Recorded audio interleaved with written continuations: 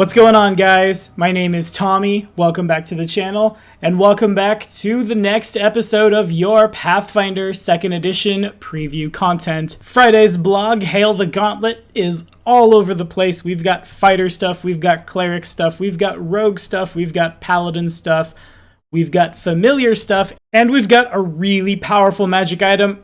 I don't even know where to begin, but hey, if you guys are liking what you're seeing, remember, hit that like button, hit that subscribe button, helps out a lot. Before we get underway, this episode of your Pathfinder 2nd Edition preview content was brought to you in part by Chris Ward. Chris, thank you so much for your time and support. Now, let's dive in. Okay, so real fast, I need to correct something. Fireball is not a necromancy spell. I misspoke during the wizard preview. Though, really, I do have to say that if the Necromancer had some sort of necromantic fireball, perhaps some kind of class feat to let certain spells qualify as necromancy, that would be super cool. However, I did misspeak. I am the most terrible, but I'll be a little more careful in the future to, not get everybody's hopes up and accidentally create the most broken, overpowered spell combo a wizard's ever seen in the Pathfinder playtest. Now, like I said, there's just a lot of stuff going on in this blog. 4 of the classes we've already talked about on this channel are getting a little bit more of a reveal. We're going to start with the Fighter. Quote, "The Fighter class previewed several fighter feats and class features, but one thing it didn't mention was the fighter's ability to string together attacks to make powerful combinations. They do this through abilities that let them fan attack or press the offensive. Abilities with the open trait must come before any other attacks, and those with the press trait must come after you've already made an attack. Fighters can also enter stances." Yeah, that's right, Path of War guys, you heard it here first, which are one of the most common types of open abilities and grant various powerful benefits for the duration of the encounter or until you enter another stance. So I just recently, for one of my patrons, built a warder using Path of War. Those stances are super powerful, and if we're getting anything anywhere near that same level here in official Paizo content, that means the fighter and marshals in general are going to get a humongous shot in the arm in Pathfinder 2nd Edition. The 3-hit combo that Paizo uses starts with Intimidating Strike, which is neither an open nor a press ability, which debuffs the bad guy. Then they follow up with Shatter Defense, which is a press ability that stacks various penalties on an intimidated foe. Also, we see the press ability Combat Grab that lets you use an open hand. Great for, like the blog says, somebody who might use a bastard sword, sometimes two-handed, sometimes one-handed, to grab a foe and simultaneously attack with the weapon in the other hand. To quote the blog again, "Between those options and your ability to make your opponents flat-footed with critical hits, you can significantly reduce the AC of monsters, so your lower accuracy allies can take them down." Does that mean the bastard sword makes them flat-footed on a critical hit? Because I'll take it for sure. The next round of fighter stuff is for the fighter who wants to use a shield, and in Pathfinder 2nd Edition, that's probably a lot of the fighters, because shields are going to be so much more powerful in this edition than they were in 1st Edition. Remember, it costs us one of our 3 actions to raise a shield, and if our shield is raised, we can use our reaction to essentially give ourselves damage reduction equal to the shield's hardness, in addition to some other shenanigans. Hey, if you didn't quite catch it, follow this card right up here to be directed to our fighter class preview, because it's super cool. The blog does bring up here that you can, again, block for your allies with Shield Warden, and we see that if you crit with a flail, you can knock enemies prone. Suddenly, all the flails have wolf heads on the business end of them. Yeah, sure, we'll take it. Again, we're seeing a bunch of really sweet new stuff. First, Shielded Stride, which allows you to stride at half speed with your shield up, ignoring reactions that trigger off your movement, so attacks of opportunity, for example. The Shield Paragon stance is an open ability, and it gives you the benefit of a raised shield for the rest of the battle. Oh man, I've definitely had a lot of friends complain that, oh well, I have to spend an action to raise my shield every turn. That means I won't get as many attacks. Nope, right there. Shield Paragon stance, super good. Activate that at the start. Shield is always up. AC is always good. Deflecting blows, always good. That's really strong. Last, we see 2 class feats for the fighter, flexibility and improved flexibility. Quote, the fighter's 9th level flexibility feat grants a different feat each day, and that increases to 2 flexible feats with improved flexibility at 15th level, so the Brawler has made an appearance in Pathfinder 2nd Edition, more or less, as the fighter. That is really cool, and that means, especially in something like a playtest, we're able to pretty much do whatever we want. If we want to have a glaive that puts on a whole lot of damage and switch to something like a longbow build or rapier and dagger or a great axe and right back again, we have the ability to do that. This allows the fighter to be more reactive. Camping in the dungeon got even more powerful if somehow you figure out the boss is really good against, say, slashing damage, but has a huge vulnerability to bludgeoning damage. Hang on, guys. I gotta take a nap, figure out how this great club works, then we'll get right back on it. Super good. Next up, we've got the Rogue, everybody's favorite sneaky, stabby, get all the d6 you own, throw them at the table, oh I killed that guy, martial class. While the first blog focused on ways to get sneak attack, the Rogue also has some fun ways to play with the action economy, ooh that's super powerful, including drawing and attacking with a weapon as a single action, or stepping and striking at a -1 penalty with the same action. In other words, 5-foot step and drive your dagger in with 1 action, leaving those other 2 actions to drive the dagger in 2 more times. The Rogue also will have 2 feats that allow them to poison weapons more easily, keep poisons from being wasted, and create a bunch of doses for very simple poison for free each day. Rogues can also grab Trap Finder, which makes finding traps easy and protects you against them, as well as Delay Trap, which gives you the time you need to escape the area when you accidentally set off a trap. But unlike in Pathfinder 1st Edition, engaging with traps is entirely up to you. It's not a staple part of the class, though really I imagine somebody should probably train that if you're gonna run through the dungeon. At high level play, the Rogue will get Sense the Unseen, a reaction they can use when they seek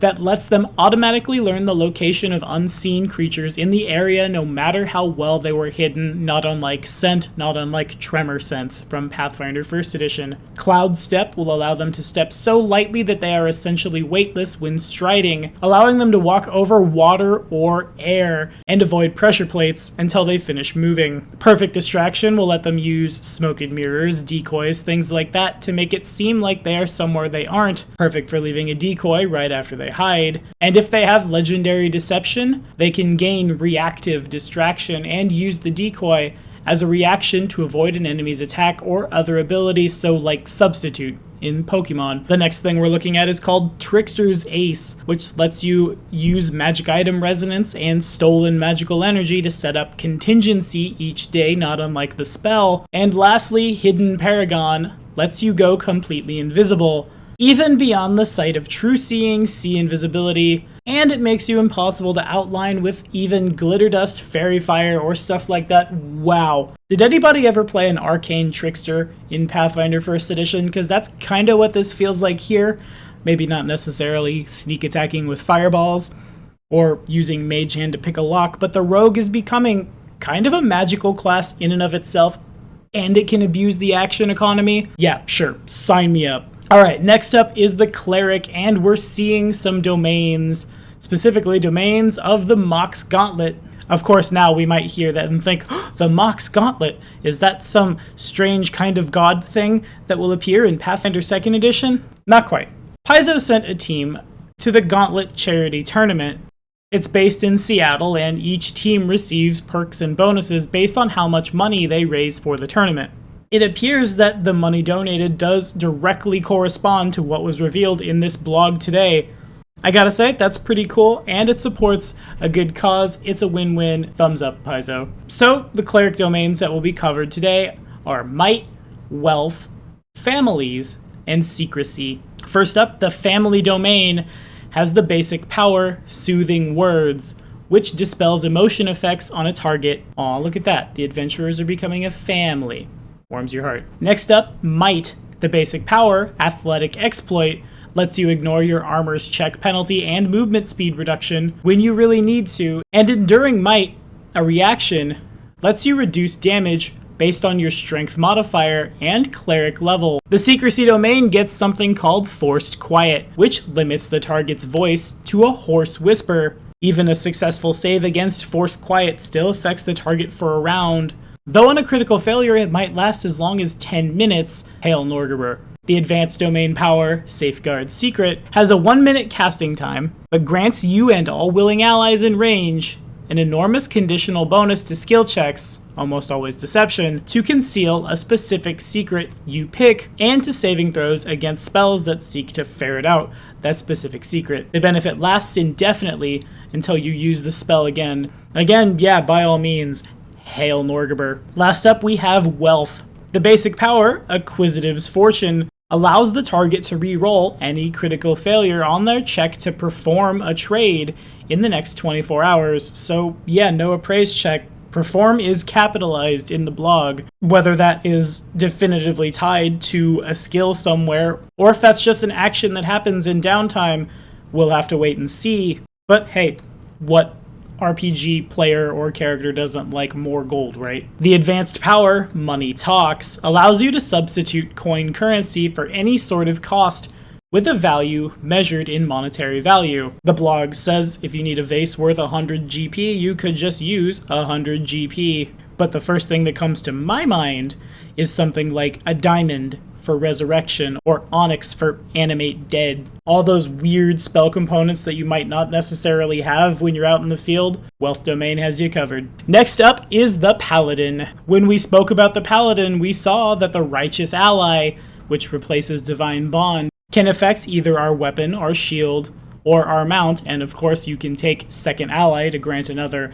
Really, if you didn't catch the Paladin stuff, you should follow this card right up here, because who doesn't want to not continue that age-old discussion on whether or not the Paladin is actually lawful good, right? Anyway, we're not going to worry about that now. Right now, we're going to talk about the Blade Righteous Ally. It inhabits your weapon, which you are free to change each day, and gives it the benefits of a property rune for the whole day. This starts with simple things like Disrupting or Ghost Touch, but you can use feats to gain the benefits of more powerful runes. Think something like Dancing, which allows the spirit in your blade to attack on its own. Next, we see the first major Blade Righteous Ally feat, Blade of Justice, which, quote, is parallel to the Pathfinder 1st Edition Paladin's Smite Evil. You declare a target to face judgment and deal extra damage to evil foes. Although Blade of Judgment deals less damage than Smite Evil, it can be used as many times as you like, as long as you have the actions for it. And the real kicker is that this extra damage is good damage, which means that creatures like fiends that are weak against good abilities are going to take a lot more damage. Now, whether or not you have to use an action each turn to use Blade of Justice, or if it's something like Smite Evil from 1st Edition where we had so many per day, I'm not quite sure right now, but hey, who doesn't like extra damage, right? Next up, we see Aura of Faith. It's a feat that makes nearby good allies first attack each turn deal 1 extra good damage against evil creatures. In addition, Holy Smite deals persistent good damage equal to your charisma modifier to evil creatures you hit with any retributive strike, which can apply extra damage round after round if the creature has a weakness to good, which probably will stack really fast. It's like Bleed, except, for Yomade.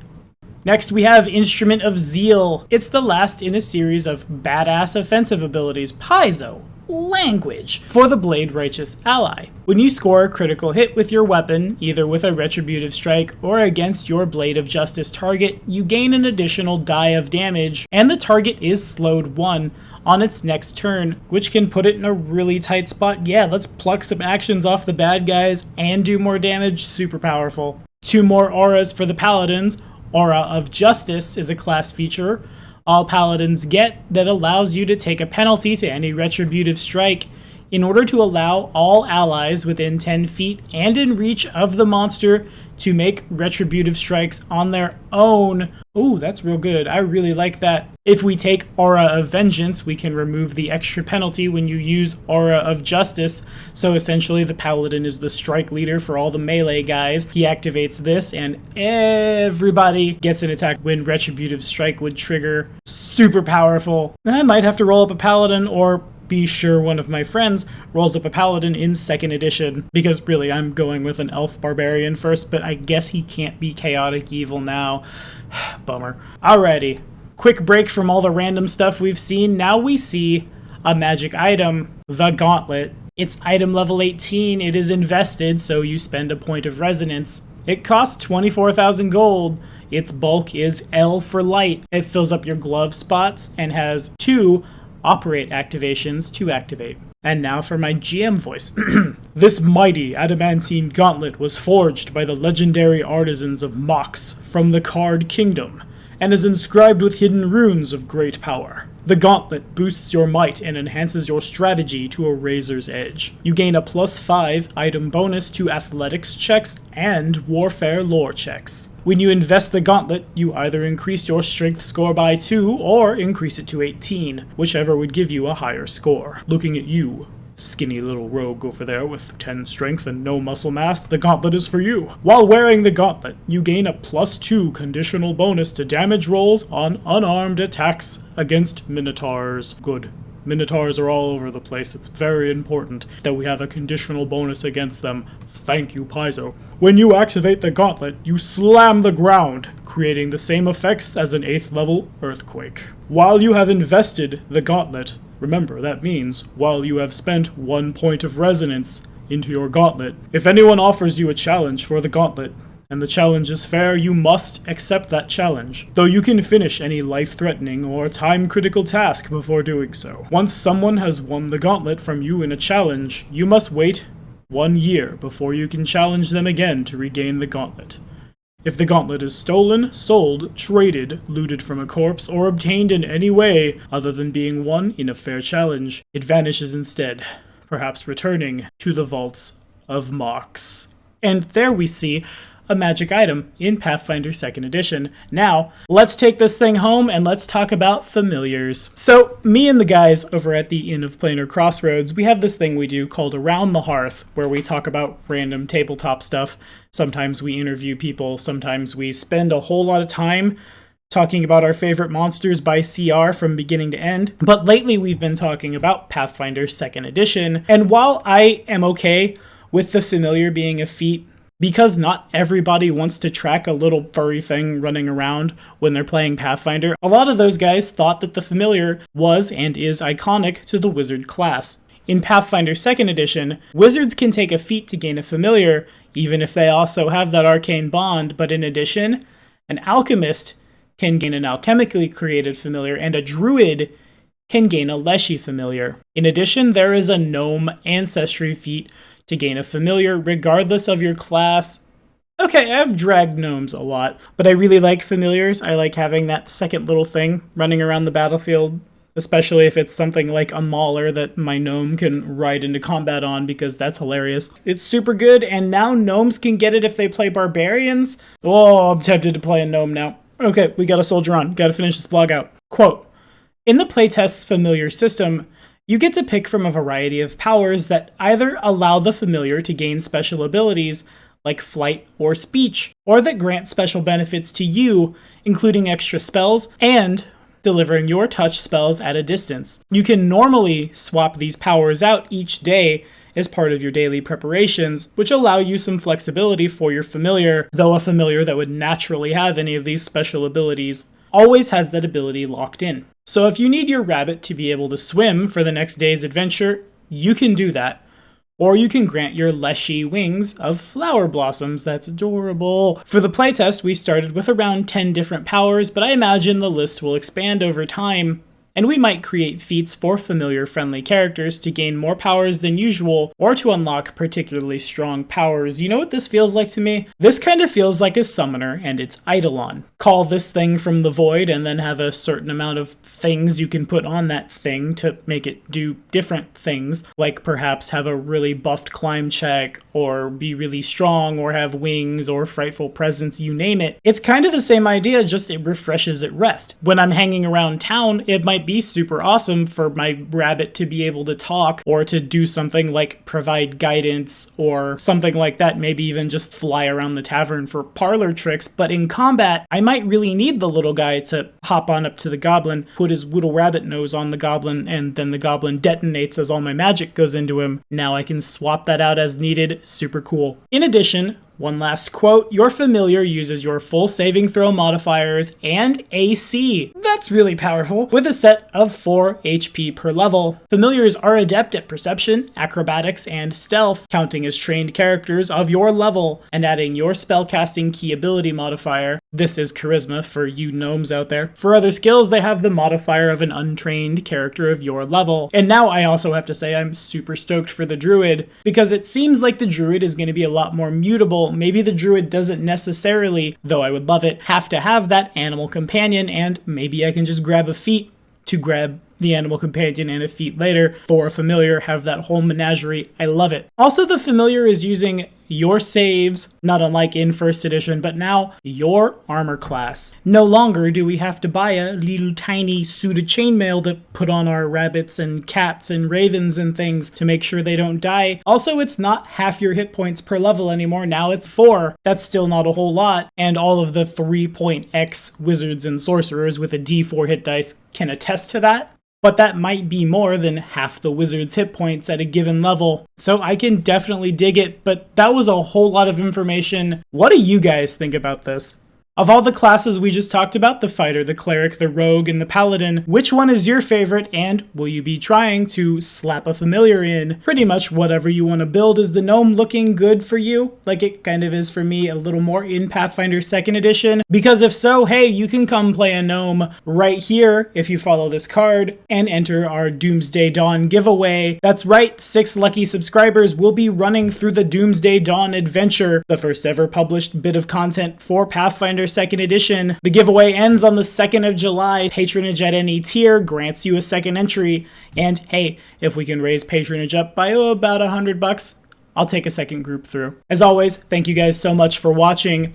Be sure to like and subscribe for more videos. The next episode of your Pathfinder 2nd edition preview content drops next Tuesday.